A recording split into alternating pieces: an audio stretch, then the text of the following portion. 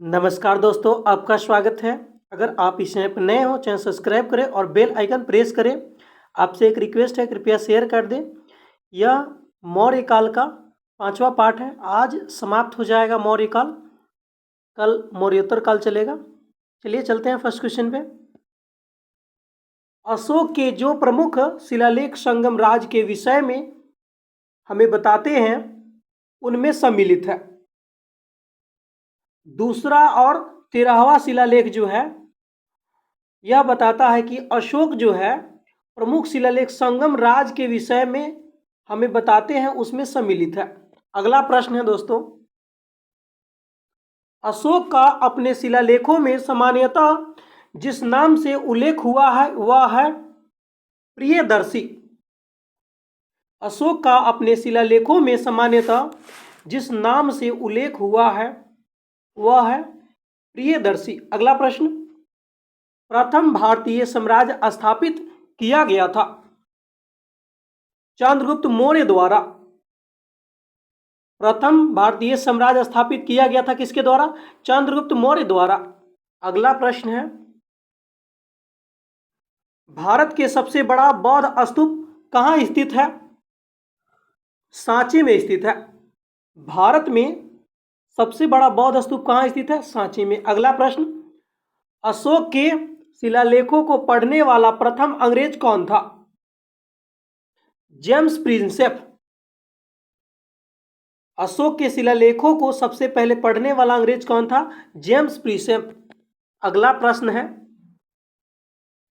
कौटिल्य अर्थशास्त्र कितने अभिकरणों में विभाजित है? 15। अगला प्रश्न है, कौटिल्य अर्थशास्त्र कितने अभिकरणों में विभाजित है? 15। अगला प्रश्न है दोस्तों, पाटलिपुत्र में स्थित चंद्रगुप्त महल मुख्यतः बना था। ये जो है लकड़ी का बना था। ध्यान दीजिएगा दोस्तों, यहाँ पे नोटिस कीजिएगा, पाटलिपुत्र में जो स्थित चंद्रगुप्त महल था मुख्यतः किस चीज का बना था? लकड़ी का बना था। अगला प्रश्न है, निम्नलिखित में से किस मौर्य राजा ने दक्कन पर विजय प्राप्त की थी? बी, चंद्रगुप्त ने प्राप्त की थी। किस मौर्य राजा ने दक्कन पर विजय प्राप्त की थी? चंद्रगुप्त ने। अगला प्रश्न है, मानसेहरा तथा साहबगढ़ी स्थित अशोक के दो बृहद उत्तरी शिलालेखों में प्रयुक्त लिपि है? खरोष्ठी लिपि है। अगला प्रश्न है,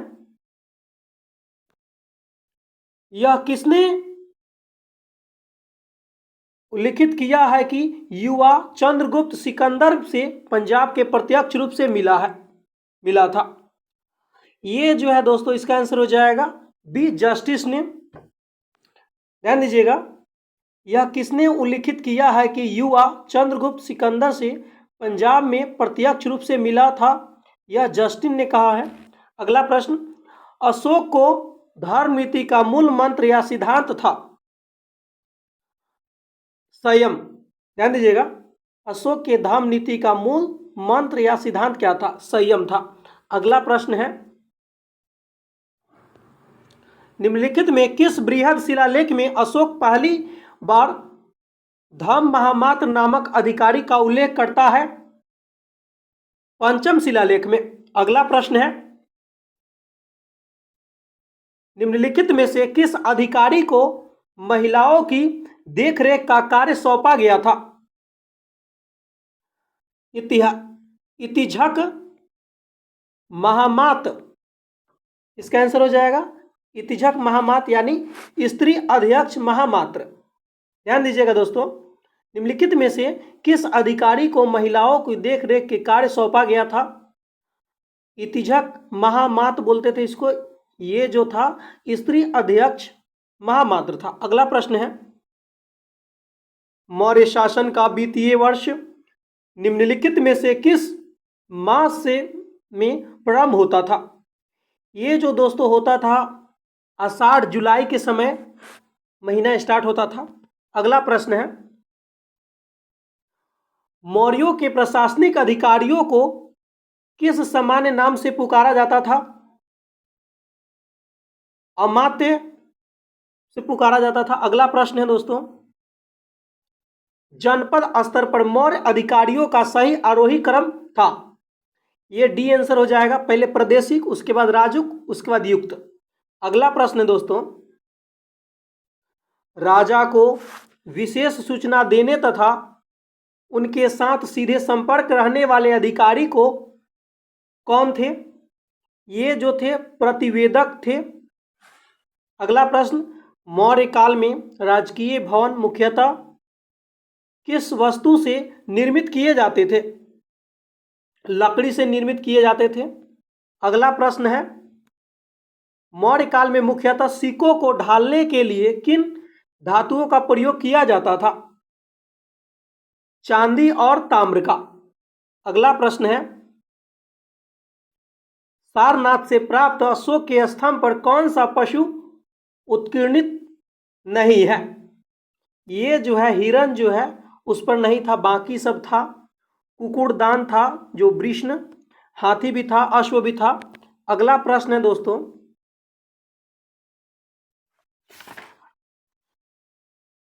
अशोककालीन स्तंभों के निर्माण के लिए लाल बालुए पत्थर को कहां से खोदा गया था? ये जो दोस्तों डी इसका आंसर हो जाएगा, दो जगह से खोजा गया था, तक्षशिला से और अरावली की पहाड़िया से। ध्यान दीजिएगा, अशोककालीन स्तंभों के निर्माण के लिए लाल बलुए पत्थर को कहां से खोदा गया था? तक्षशिला और अरावली की पहाड़ी से। अगला प्रश्न है, इलाहाबाद के स्तंभ पर उत्कीर्ण रानी की प्रसिद्ध राजज्ञ अशोक की किस रानी के प्रसारित किया है? कारुवाकी का जो है, ध्यान दीजिएगा, इलाहाबाद के स्तंभ पर उत्कीर्ण रानी की प्रसिद्ध राजज्ञ अशोक के किस रानी ने प्रसारित किया है? ये जो है कारुवाकी ने किया। जो लघु शिलालेख जो पांचवा था वही है। अगला प्रश्न है, अशोक के सबसे बड़े तथा अत्यंत महत्वपूर्ण शिलालेख की स्तंभ लेख संख्या है? 7 संख्या है, मतलब बड़े शिलालेख यानी स्तंभ लेख की कितनी संख्या है? 7 है। अगला प्रश्न, अशोक की माता का नाम क्या था? शुभदांगी। शुभदांगी, अशोक की माता का नाम शुभदांगी था। अगला प्रश्न है, निम्नलिखित में किस शिलालेख में अशोक त्रिरत्न बुद्ध, धम्म और संघ के विश्वास प्रकट करता है? भाब्रू लघु शिलालेख में। अगला प्रश्न, अशोक के धम्म की जो परिभाषा दी है वह किससे ली गई है? राहुलोवाद सूत्र से ली गई है। अगला प्रश्न, अर्थशास्त्र के अध्यक्ष प्रसार अध्यक्ष में कितने अध्यक्षों का उल्लेख है? 26। अगला प्रश्न, किसने कहा है कि चंद्रगुप्त का राजा प्रसाद मानव कृति नहीं है वरना देवों द्वारा निर्मित है? यह जो है फहियान ने कहा है। अगला प्रश्न है, मौर्यकालीन कला के सर्वोत्कृष्ट नमूने क्या है? अशोक के एकात्मक स्तंभ है। अगला प्रश्न, निम्न में से किस पुस्तक की तुलना मैकियावेली की पुस्तक प्रिंस से की जाती है? अर्थशास्त्र की तुलना की जाती है। अगला प्रश्न, सबसे पहले कितने ईस्वी में अशोक के अभिलेखों को पढ़ा गया? 1837 ईस्वी में। अगला प्रश्न, बौद्ध ग्रंथों के अनुसार चंद्रगुप्त कौन वंश से था? ये जो क्षत्रिय वंश से था चंद्रगुप्त। मौर्य की राजधानी थी ये दोस्तों पाटलिपुत्र थी। मौर्यों की राजधानी कहाँ थी? पाटलिपुत्र। शासक की सुविधा के लिए केंद्रीय शासन कई भागों में विभक्त था, जिनको कहा जाता था तीर्थ कहा जाता था। अगला प्रश्न है, शासक के प्रत्येक विभाग के अध्यक्ष को क्या कहा जाता था? अमात्य कहा जाता था। अगला प्रश्न है, मौर्य काल में दीवानी न्यायालय को कहा जाता था? धर्मस्थ कहा जाता था। अगला प्रश्न, कंटक शोधन न्यायालय को कहा जाता था फौजदारी न्यायालय। कंटक शोधन को कहा जाता था फौजदारी न्यायालय। अगला प्रश्न, जैन कल्पसूत्र की रचना किसके काल में हुई है? चंद्रगुप्त के काल में। अगला प्रश्न है, गुफा शिलालेख कहाँ की पहाड़ियों में है? ये जो है बी नंबर, बराबर की पहाड़ियों में है। ध्यान दीजिएगा, गुफा शिलालेख बराबर की पहाड़ियों में है। अगला प्रश्न, अशोक को टोपरा